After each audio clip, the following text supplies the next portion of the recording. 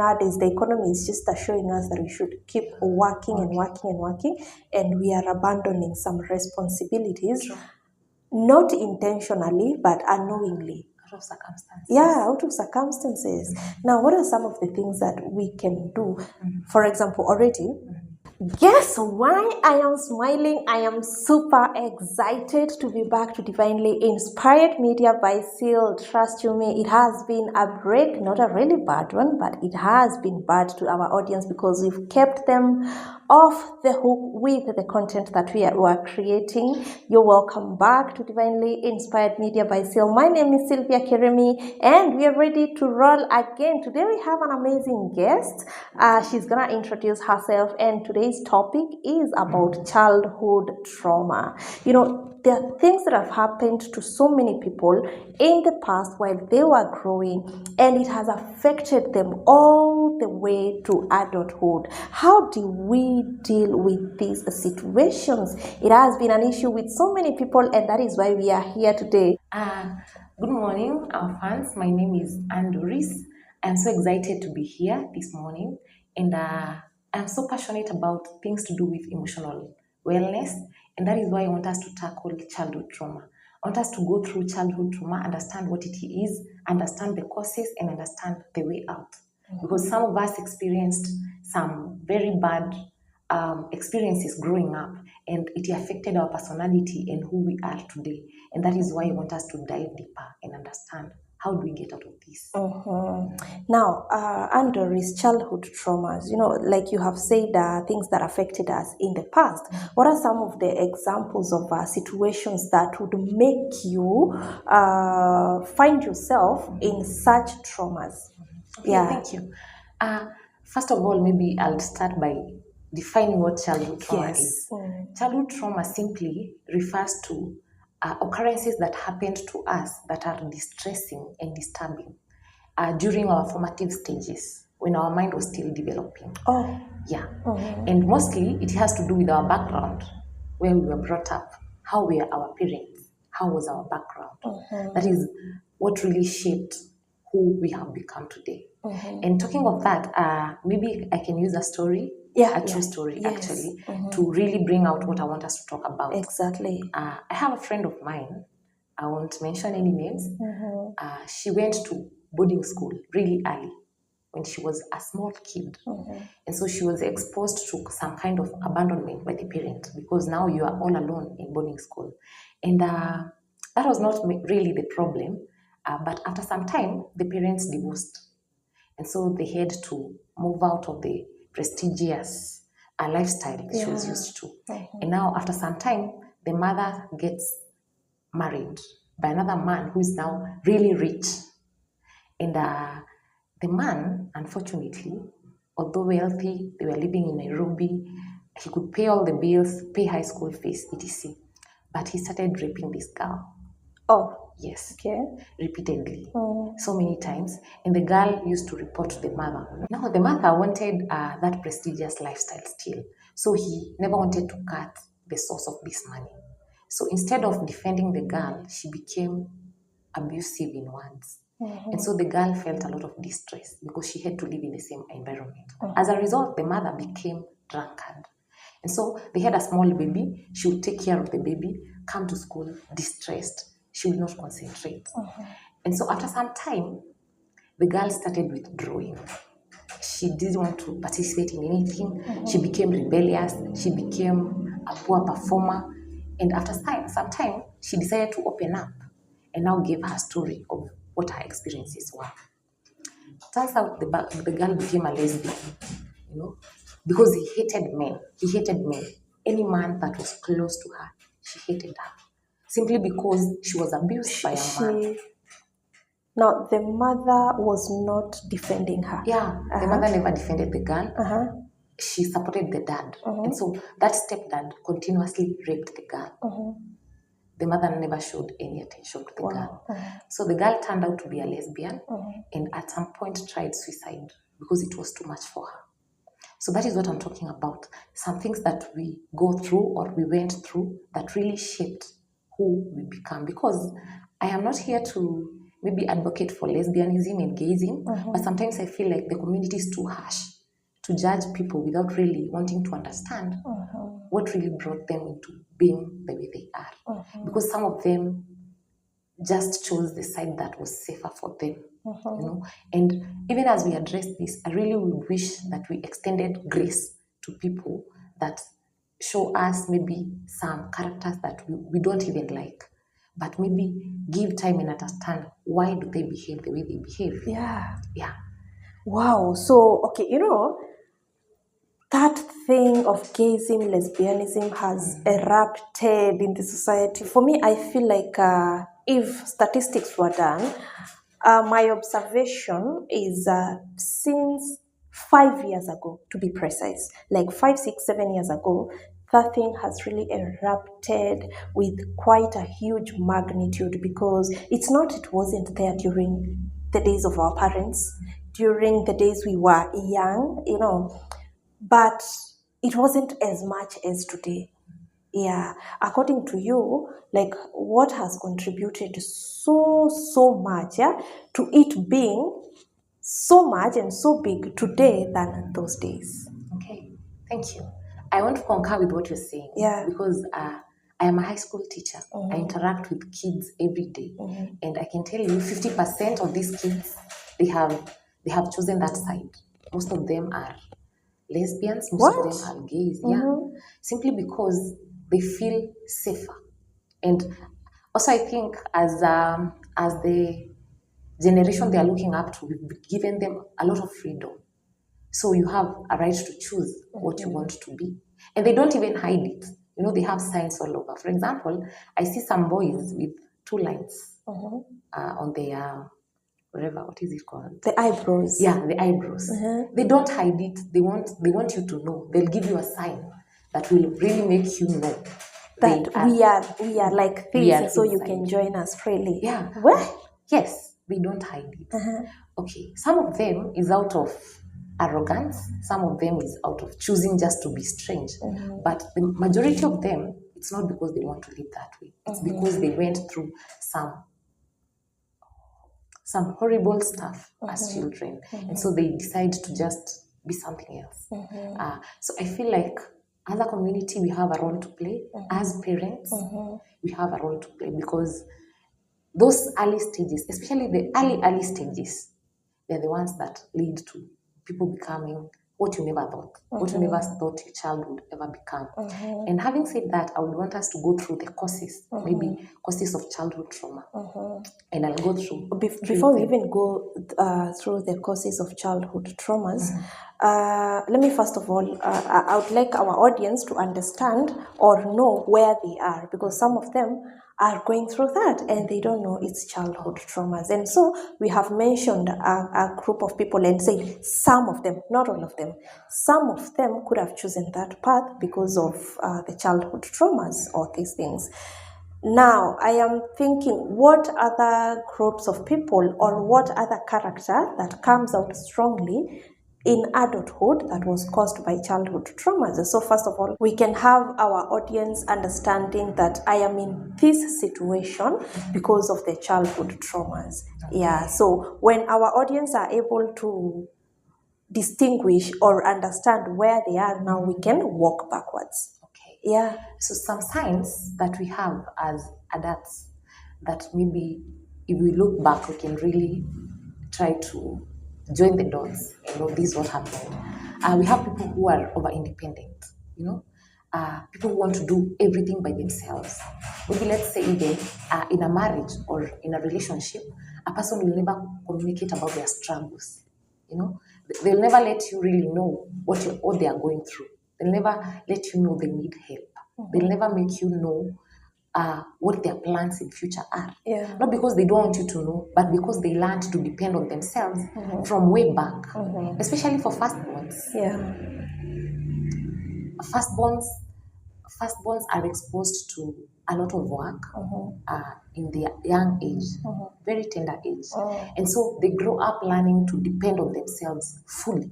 So you find yourself having conflicts in friendships, in marriage, in relationships, simply because you learned to be over independent. Being independent is not bad, but when it becomes over independence, you don't include other parties in your life. Then it feels like it is unfair to them. That is one. The other way is people who have extreme fear and anxiety. I don't know whether you've ever seen people who really fear and have a lot of anxiety. Yes. Probably, well, growing up, they were exposed to their parents maybe shouting at them, or maybe their parents conflicting each day. And so they became fearful. I've ever seen a child, anytime there is an argument or a heated debate between the parents, they scream. They scream because the environment and the atmosphere at that time is not favorable to them. So if the child is exposed to that many times, they become anxious and they have a lot of fear, which is projected actually without even without their knowledge. So you'll find a child that never wants to do anything, and in case they do anything wrong, they'll be like even shaking because they're anxious. They have a lot of fear. Why? Because that is what they saw growing up. That is what became of them. Those who do not have anxiety issues now become rebellious. They want to be heard. They want to be heard, like they don't want that to affect them. And so they want to show their power. So they become like stubborn. Yeah. They are stubborn. They are rebellious. They don't want to be told because they experienced something, and instead of becoming fearful, they decided, I can face this head on. So they are stubborn, and sometimes we as teachers even judge these children. But if we are gracious enough to just go back and maybe do a research or talk to them about how is your background, maybe we'll get to understand why they behave the way they behave. Because I believe nobody who has any negative trait that is so proud about them.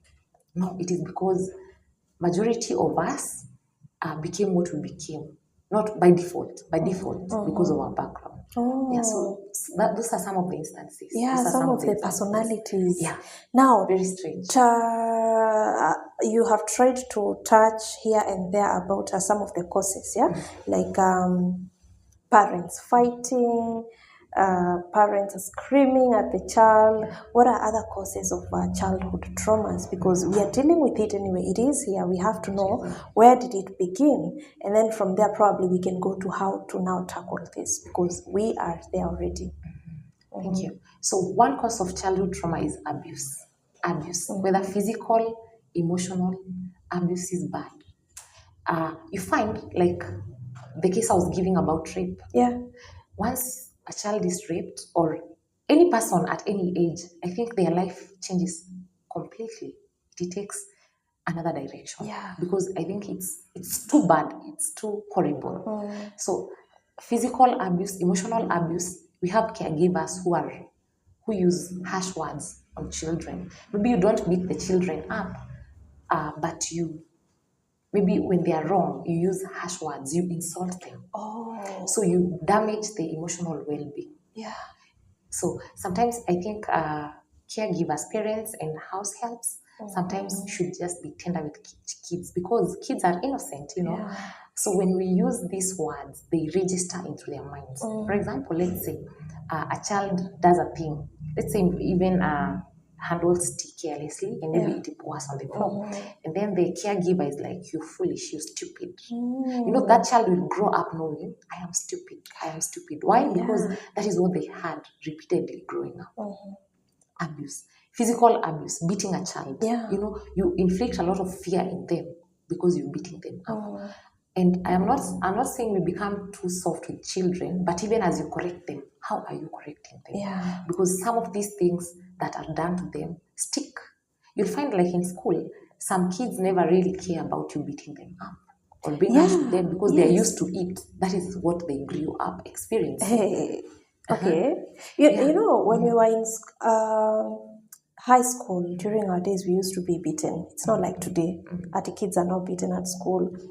And I used to be so scared of being in a situation whereby there'll be punishment. And let me tell you, No, is it high school or primary? Primary school is where we used to be beaten. I think high school we were not beaten those days or something. No, no, no, no. Actually, we used to be punished in high school. Yes. I remember our sports teacher punishing us for not going for the cross country. And I used to be so scared and really freak out anytime I had is a punishment. But there were people who would just give mwalimu the hand like this. Like, wekelea zenye unawekelea, you know? Never scared. Yeah. Hey. And this cane is just, there's that name we used to call it. Sijui nyahunyo. They're just like this. Like 20 of them. And then they walk. They don't care. And I'm like, what are these people made of? And actually, I wish to be a little bit like that because for me, just one eye, I would go under the table. Yeah. Wow. Yeah. Okay. So these situations are brought about by such, like getting used to it. Yeah. It is Alright. that bad. Okay, let's go. It is that serious. Yeah. The second one is neglect. You know, when the child is abandoned. Let us say, for example, there's some parents who give birth when they are not ready, Yeah. maybe leave the child along the road, in the hospital, and this child grow up really wanting to know what is my identity, who are my people. You know, I want to belong, Yeah. but I don't have people I can call family. Even if they're in children's homes, and with other families, Yeah. still you'll get to know that this is not by biological parents, and so they grow up wanting to identify with others and wanting to belong. And that is why you will find a person who doesn't have self-drive. Why? Because they can do anything as long as they belong, as long as they feel like they fit in, as long as they feel embraced. Yeah. They're willing to go to any extent. Another type of abandonment is taking the child too early to school. For example, boarding schools. Because you take the child there, they're with their teachers, yes, and other children, but you're not there. Hey. Yes. So you find a child really wanting to. Have you ever seen children who do not have any relationship with their parents? Like even when they come home after holiday, they're not eager to meet their mother, their father, their siblings. Why? Because that was disconnected from them at a very tender age. Yes. So I feel like sometimes parents take their children to boarding school because it is easier on their side. Yeah. Given we have to work, we have to look for resources, but it is unfair to the child. If you can just have your child go to day school where you can be picking them, having them when they come back In the home, evening, at yes, least, yeah. it will be more advantageous than just it feels like abandonment. I think imagine a 4-year-old, a 5-year-old, a 10-year-old. Yeah. You know, I feel like if we can wait until high school, it is fair to the child because they feel abandoned. Another kind of abandonment is when maybe a child was born out of wedlock, and this child has grown up not knowing who their father is, and all their life they want to be like other kids. You know, why don't I have a surname that reflects my dad's name? You know, they want to belong. They want to feel. They're feeling like they don't fit. So to fit into that group, they choose awkward behaviors. You know, to just feel safe. And that is the problem that we are having. And that is why you will find in our generation we have a problem of girls dating older men, boys dating older women. Why? Because they feel like this is like my mother, this is like my father, this is what I lacked, this is what I never received. Okay. Yes. Wow. It is that bad. I thought it is just this thing of ladies wanting money and nowadays it's not just about ladies but even the young men, they want to date people with money. I didn't know it is a void they are feeling. Sometimes it is about morality. Some are just wicked, some just want money, but the huge percentage, it is because of what they went through. They want to identify, they want to belong, they want that fatherly love they never had. They want someone they look up to like a mother. Why? Because they were abandoned very early. Yeah. Wow. Now, okay, because I feel like it is quite a long list of things that we have gone through, and that thing of taking our kids to boarding school, actually, it never really hit me, or I never actually ever thought about it, that it could affect some kids. It is something that we really need to put into consideration, because nowadays the economy is just showing us that we should keep working and working and working, and we are abandoning some responsibilities, not intentionally but unknowingly. Out of circumstances. Yeah, out of circumstances. Now, what are some of the things that we can do? For example, already we have suffered the traumas. I don't think there's a way of going back and correcting that, but probably there's something we can do, even if it is just a little, to get better. Healing is your responsibility, because you cannot be 50 and still you blaming your background. I think it would not make any sense. So whatever, it is good to accept that whatever happened to us was unfair, but then believe that healing is our responsibility. We deserve freedom. We deserve healing. We deserve to be joyous. We deserve to live like anyone else. Yeah. And so one of the things that maybe one can do to heal from these things is seek therapy. We have professional psychologists. We have counselors who can help them walk through that journey of healing. Yeah. You know, you go open up to a counselor. He will listen to you and guide you through what should you do. Because some of these things are really heavy, and if you try to deal with them on your own, sometimes it is too overwhelming. They'll keep on coming back. Yeah. Yes. So one is seeking therapy. Find professional help. Find someone who can walk with you through the journey. Someone maybe you know, some of these things are hard to open up to a friend or someone who knows you.